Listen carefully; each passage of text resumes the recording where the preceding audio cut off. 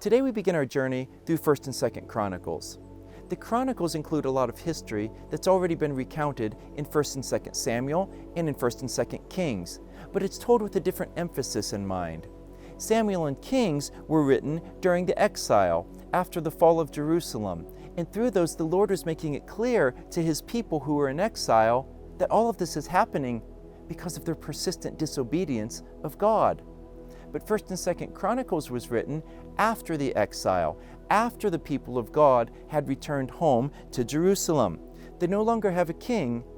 They're still under the rule of Babylon, but God is still their God, and they are still His people. So the author looks back at the history of Israel from the other side of the exile to remind them of what it means to be the people of God. One central theme that's important is the temple. There's a lot of focus on the priesthood, on temple worship, and on the importance of renewing their covenant with the Lord.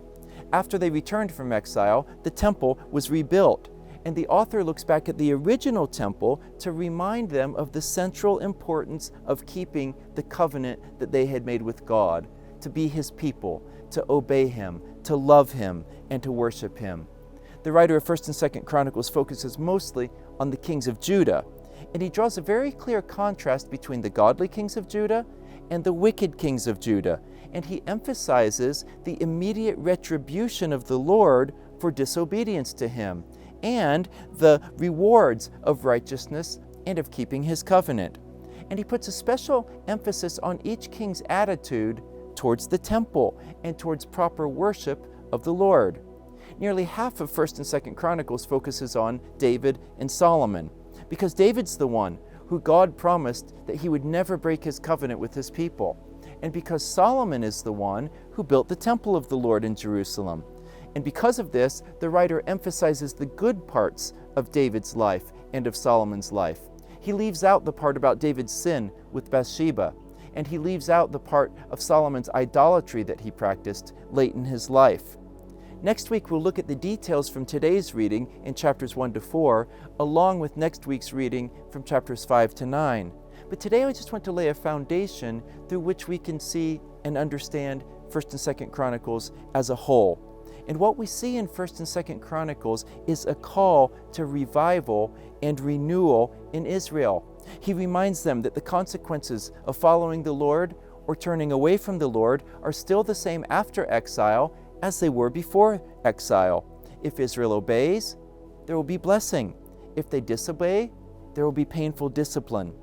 The history from 1 Samuel to 2 Kings underlined the reality, remember, that they were in exile because of their long history of generation after generation of sin and rebellion and faithlessness to the Lord.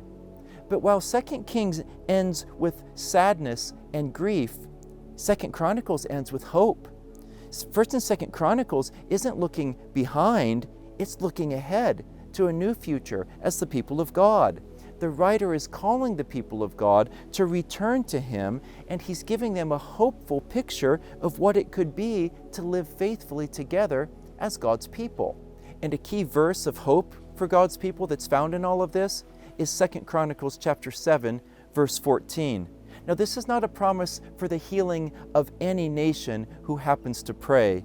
This was a specific promise for the nation of Israel, the people of God, that even after hundreds and hundreds of years of turning away from God, He says, if my people who are called by my name will humble themselves and pray and seek my face and turn from their wicked ways, then I will hear from heaven, and I will forgive their sins, and I will heal their land.